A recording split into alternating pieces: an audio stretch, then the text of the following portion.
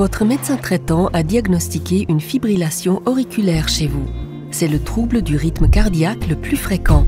Il ou elle vous a conseillé de subir une isolation des veines pulmonaires. La plupart du temps, la fibrillation auriculaire émane des vaisseaux appelés veines pulmonaires. Des connexions musculaires existent entre l'oreillette gauche et ses veines. Ces connexions sont donc électriques.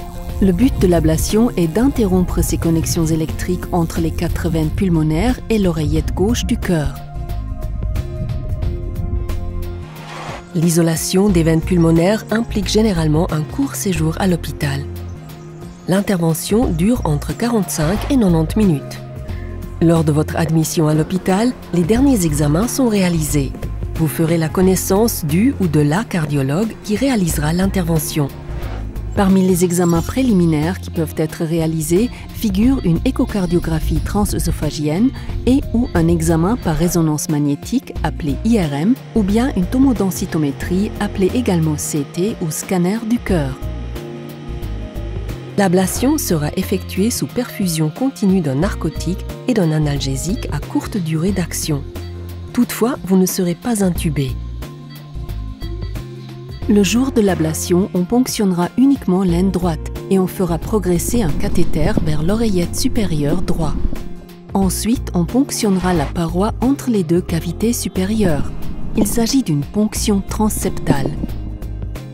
Le cathéter passe ensuite dans l'oreillette gauche et, après avoir établi une carte tridimensionnelle de l'oreillette, le traitement par ablation peut être réalisé.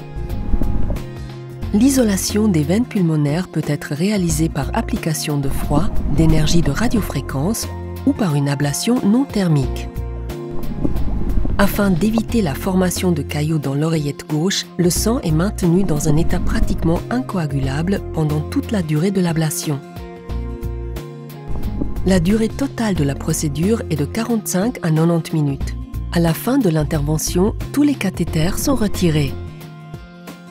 Dans le cadre d'une visite médicale, vous recevez des instructions concernant la prise de médicaments et le suivi qui sera mis en place. Le retour à votre domicile se fait le lendemain de l'intervention. Il arrive que la fibrillation auriculaire récidive malgré un traitement approprié. Des contrôles médicaux réguliers sont donc indispensables pour évaluer l'évolution.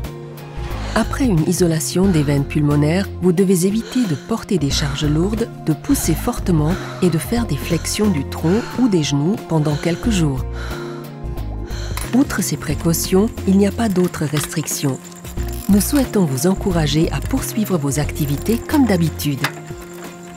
Il est essentiel que vous preniez régulièrement les médicaments prescrits, en particulier les anticoagulants qui vous ont été prescrits.